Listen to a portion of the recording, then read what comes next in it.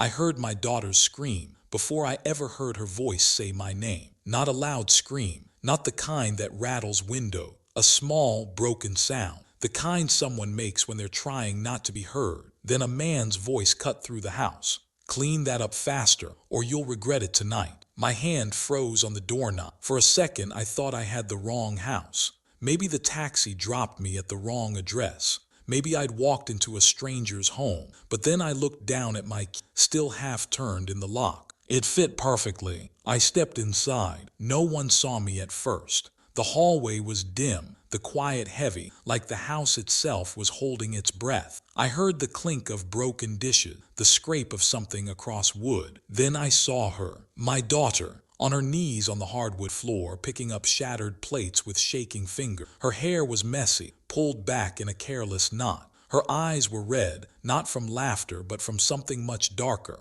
A smear of sauce stained her cheek. Her hands moved fast, like she was racing a clock only she could hear. She wasn't wearing the kind of clothes you'd expect in her own home. She was wearing an apron, a dirty, stained, humiliating apron. My eyes caught on the words printed across it, and my heart nearly stopped. Hamilton family property. Property, my daughter. Before I could even process it, the man's voice came again, closer this time. Did you hear me, Hannah? I said faster. I don't have all day. He stepped into view, a glass of whiskey still in his hand, shirt unbuttoned at the top like he'd been relaxing while she worked the floors. His eyes were cold, not annoyed, not tired, controlling. He didn't see me yet. I watched him flick a shard of glass aside with his shoe like it disgusted. Hannah flinched at the sound, her shoulders tightening. She didn't look at him. She didn't look at me. She just kept picking up the pieces. My pieces. My blood started to boil, but my feet stayed stuck to the floor. It felt like my mind was trying to catch up to a nightmare that had started without me. Then he finally turned and saw me. For one split second, his face went pale. Shock, guilt, fear, all of it flashed across his features. Then, just as quickly, it was gone. He smiled wide, fake, practiced.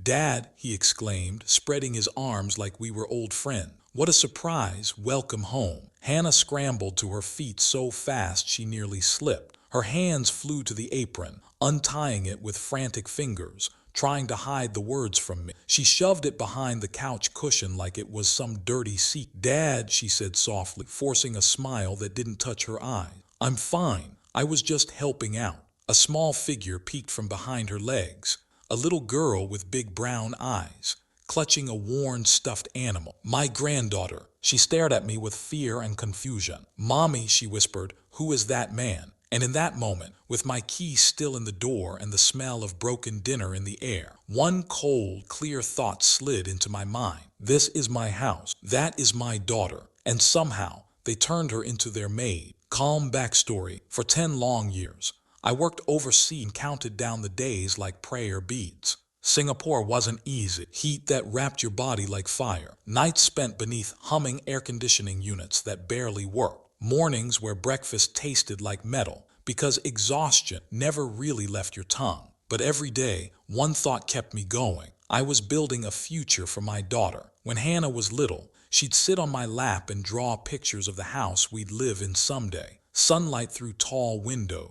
a garden full of daisies, a kitchen where breakfast always smelled like cinnamon and weekend laughter. She used to say, "Dad, I want a home that feels alive." So I built it for her, brick by brick, paycheck by paycheck, dream by dream. I missed birthdays. I missed her wedding. I missed the day my granddaughter entered the world. Saw her first smile only through pixelated video call. But I told myself it was worth the sacrifice. That when I returned, I would bring more than gifts. I'd bring them a future. The day I booked my flight back to Denver, I felt like I was 20 again, nervous, excited, scared in the best way. I didn't tell Hannah. I wanted the moment to be perfect, a surprise she'd never forget. My taxi rolled down familiar streets, snowy sidewalks, old oak trees, neighbors' porches lined with wind chimes that used to sing through summer nights. Nothing had changed, and yet everything had. When we turned onto Cherry Creek Drive, I saw it. The house, fresh paint on the fence, curtains swaying softly behind windows.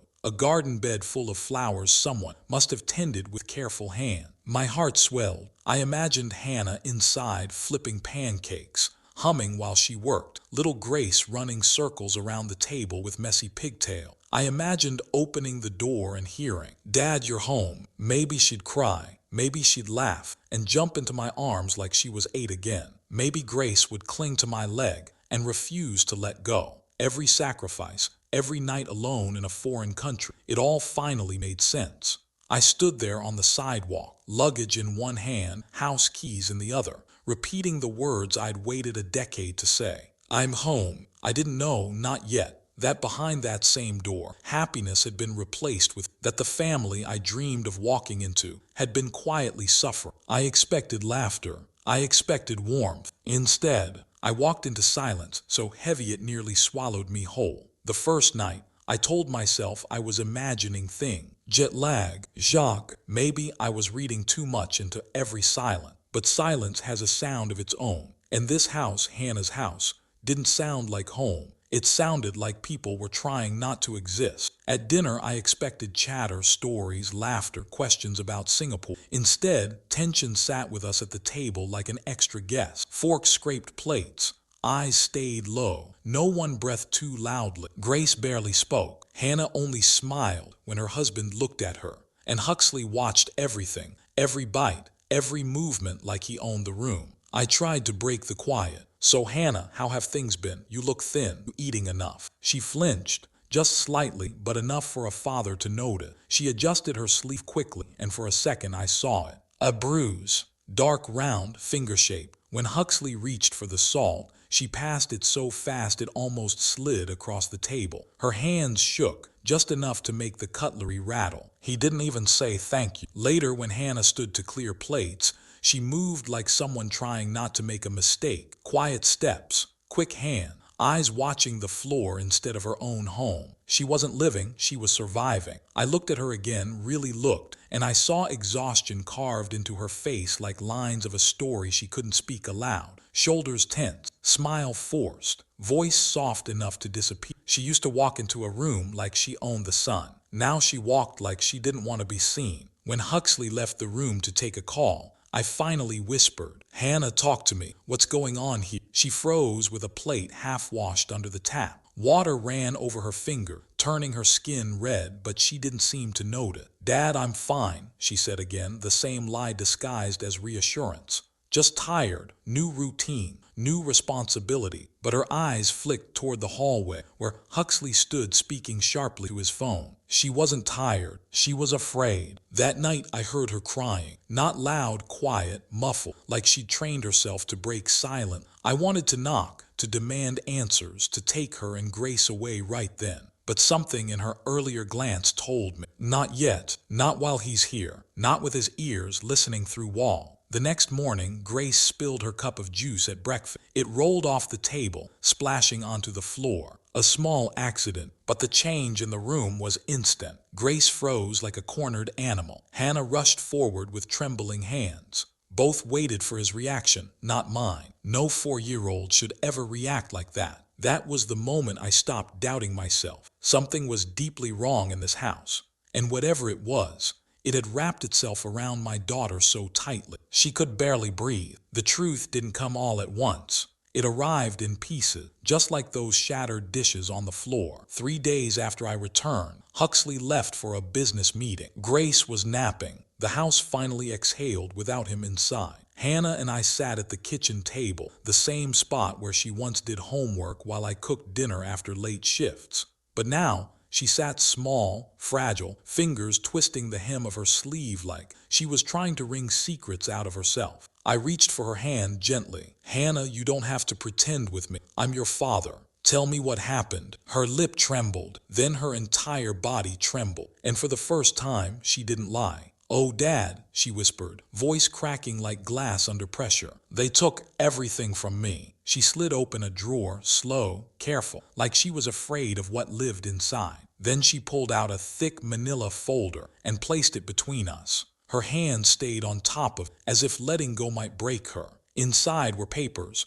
dozens of them, property transfer agreements, power of attorney documents, signatures scrawled like someone signing underwater. The dates jumped out first, all from the months after Grace was born. The months she told me were the darkest of her life. Postpartum depression had swallowed her whole, sleepless nights, numb mornings, medication that fogged the world into gray. She pointed to the signatures with shaking finger. They said it was insurance paperwork, medical approvals, temporary help while I recover. A broken laugh slipped out, one without joy. I trusted them. I trusted my husband. I signed everything they put in front of me. Her voice sank to a whisper. Then, when I finally got better, they told me I had signed away the house, that I no longer owned anything, that I worked for them now. My jaw tightened. My chest felt like stone. And Grace? I asked, though I already feared the answer. They said if I disobeyed, if I tried to leave, they would prove I was unstable and take her from me. Her eyes filled, tears spilling fast now. So I stayed. I wore that apron. I cleaned their messes. I lived in my own home like a prisoner. A tear rolled down her cheek, but she didn't wipe it. I kept every document, Dad, she whispered. I hoped one day someone would believe. I gathered the papers, scanning medication reports,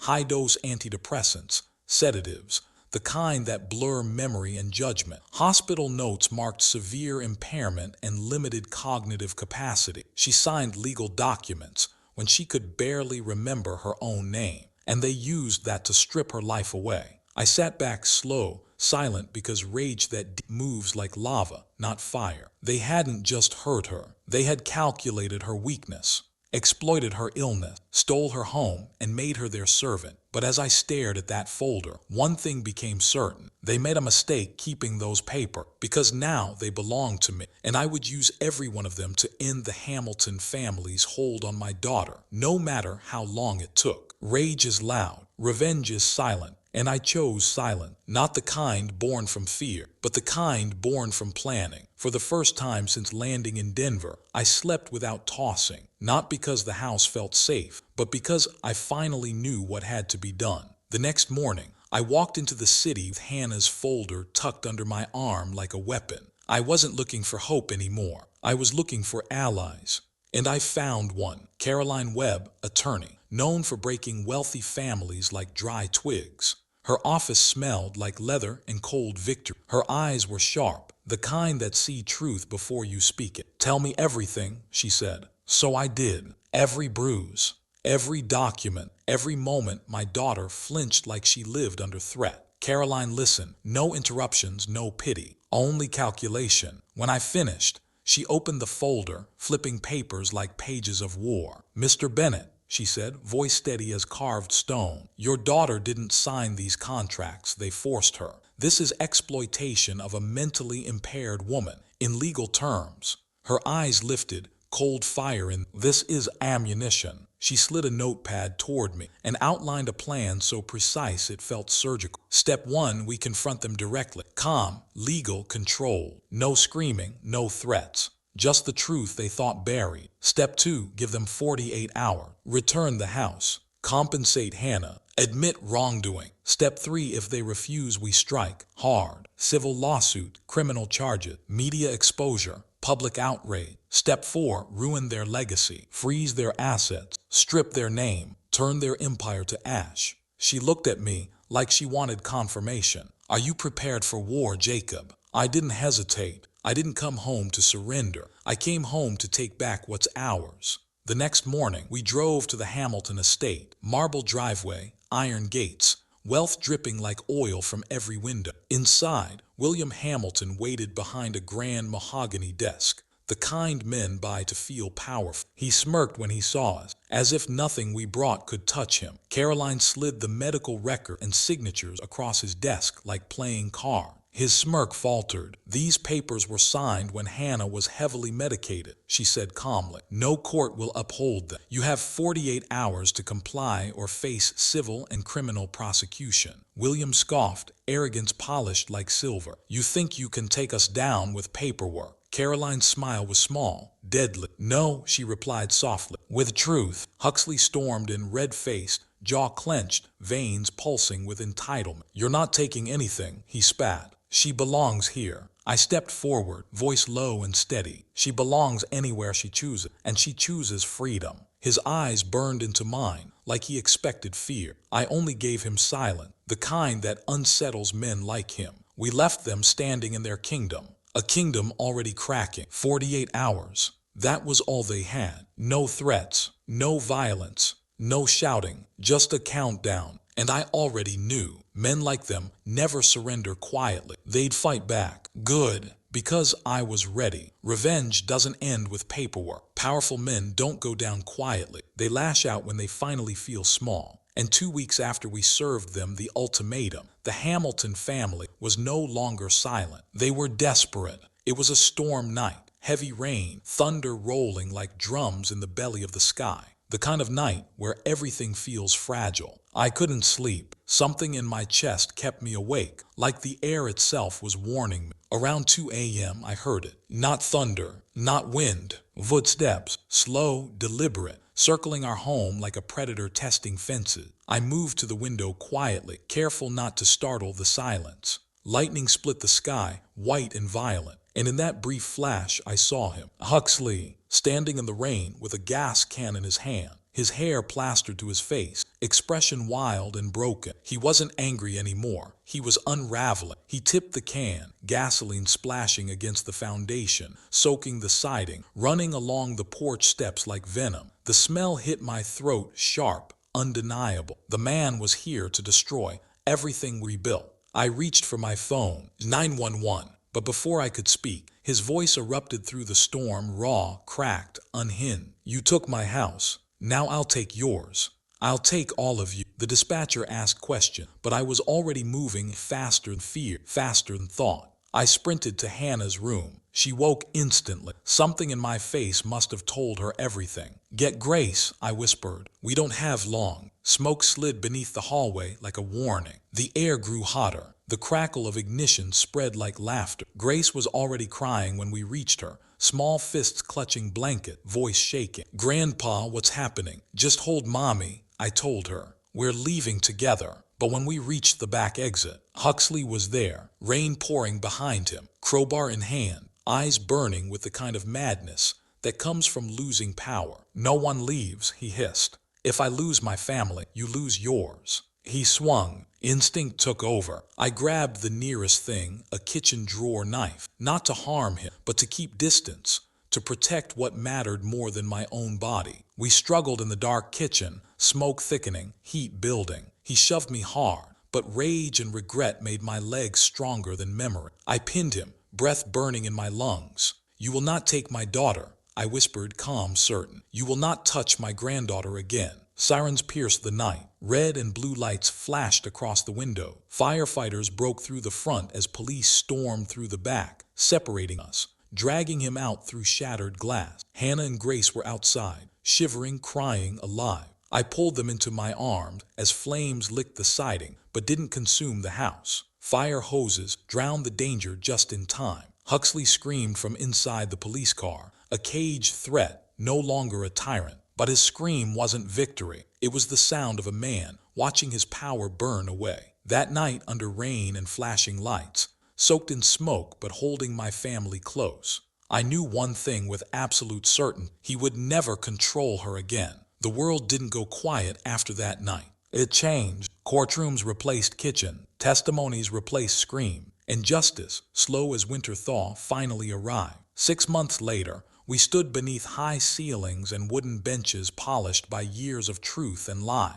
Supporters filled the seats, neighbors, strangers, people who read Hannah's story and refused to look away. Judge Barnes read the verdict with a voice steady as iron. For attempted arson, domestic abuse, coercive control, and exploitation of a vulnerable adult, Huxley Hamilton is sentenced to 15 years in federal prison. The hammer struck wood. Final, heavy, beautiful. He sat expressionless as guards led him away. The same man who once held power through fear was now small behind steel cuffs. His father, William, received 8 years and heavy fine. The Hamilton name, once a banner of wealth, became a warning. Their empire didn't crumble slowly. It fell like a tower built on sand. And from the rubble, something new rose. Our home, Hannah's home, was repaired, painted, rebuilt room by room with hands that no longer trembled. The walls felt lighter, brighter, more alive than they had in years. Grace chose the color of her bedroom herself, sunflower yellow. Grandpa, she said while we brushed paint across the walls. This room feels like the sun. 3 months later, I moved in permanent. No return flight, no second goodbye. My suitcases unpacked themselves into closets, one shirt at a time. My coffee mug joined theirs in the kitchen cabinet. My life wove back into theirs like it had never left. Every morning, we shared breakfast at a table filled with more laughter than silence. Grace learned to pour her own juice without fear of punishment. Hannah took classes in the social work courses, domestic abuse counseling, laws protecting women like her. She wasn't just healing, she was rebuilding. One Sunday afternoon, I found her in the garden trimming roses. "Dad," she said, voice soft but strong, "one day I want to help women who feel trapped like I did. No one should survive alone." And in her eyes, I saw not the broken woman I found months ago, but the fierce daughter I raised. Grace grew bolder every day. She rode her bike down the driveway, laughing loud enough to wake birds. Sometimes she'd run into my arms, breathless, cheeks rosy, shouting, "Higher, Grandpa, push me higher." And I did, every time, because now nothing held her down. Evenings became my favorite part of living again. Hannah reading textbooks on the porch, Grace building castles by the flower bed, wind chimes singing like freedom itself. One night, as fireflies danced across the yard and Grace chased them with joy in her steps, Hannah sat beside me and rested her head on my shoulder. "We're safe now," she whispered. I looked at the home I nearly lost, the family I almost returned too late, and felt something fill my chest, warm as sunrise. Peace, not loud, not triumphant, quiet, steady, unbreakable peace. Our story didn't end with fire, courtrooms, or revenge. It ended here, with healing, with soft laughter, with a home alive again. Family shouldn't be the reason we leave, but the reason we always return. Success means nothing if the people we love suffer in silence. Protect the ones who call you home, because sometimes love is the only thing strong enough to bring someone back from the dark.